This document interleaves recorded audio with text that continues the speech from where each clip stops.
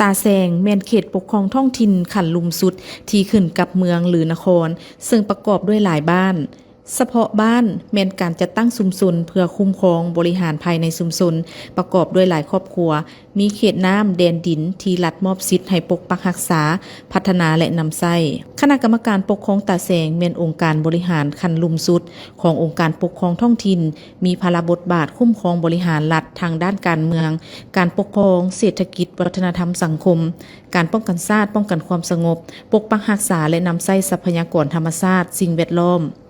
และทรัพยากรอื่นในท้องถิ่นตนตามการแบ่งขันคุ้มครองชี้นำกวดกาการจะตั้งปฏิบัติแผนพัฒนาบ้านในขอบเขตการคุ้มครองของตนฉะนั้นคณะกรรมการปกครองตาแซงต้องเป็นเจ้าการที่สุดในการปฏิบัติภาระบทบาทของตนเองเป็นต้นเผยแพร่เสื่อมซึมและจะตั้งปฏิบัติแนวทางนโยบายรัฐธรรมนูญกฎหมายนิติกรรมใต้กฎหมายของขันถึงสร้างและจัดตั้งปฏิบัติแผนพัฒนาเศรษฐกิจสังคมแผนงบประมาณของตาแซงจะตั้งปฏิบัติงานป้องกันชาติป้องกันความสงบสกัดกั้นและต้านการโซลาดบังหลวงและปรากฏการณ์ย่อท่อในสังคมในขอบเขตตนเองรับผิดชอบสุขยุปลุกระดมอำนวยความสะดวกเกี่ยวกับงานเลือกตั้งสมาชิกสภาแห่งชาติและสมาชิกสภาประชาชนท้องถิ่นจัดตั้งอำนวยควบคุม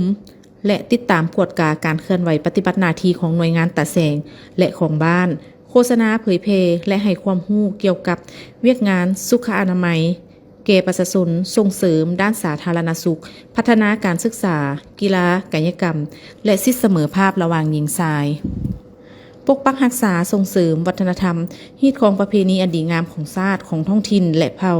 ส่งเสริมการพัฒนาฝีมือแรงงานและคุ้มครองแรงงานตามภาระบทบาทและตามการแบ่งขันคุ้มครองเสริมขยายความสามัคคีของประชาชนลาวบรรดาเผ่าและทุกชั้นคนในสังคมคุ้มครองพลเมืองลาวคนต่างด้าวคนต่างประเทศคนบ่มีสัญชาติเวียกงานเผ่าและศาสนาปรับปรุงชีวิตการเป็นอยู่และแก้ไขความทุกข์ยากของประชาชน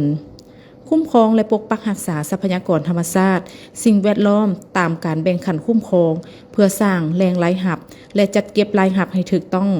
คุ้มครองหัวหน่วยธุรกิจอุตสาหกรรมการค้าการบริการและอื่นๆตามการแบ่งขันคุ้มครองและปฏิบัติแผนรายรับจ่ายตามการมอบหมายของคณะกรรมการปกครองเมืองนคร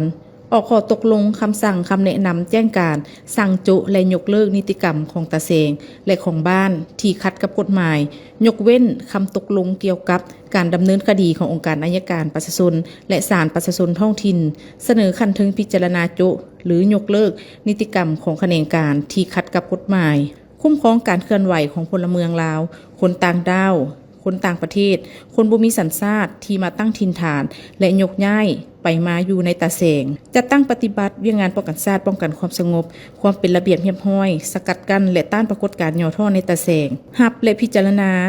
แก้ไขคำเสนอศึกษาอบรมและไกล่เกลี่ยข้อขัดแย้งของประชาชนภายในตาแซง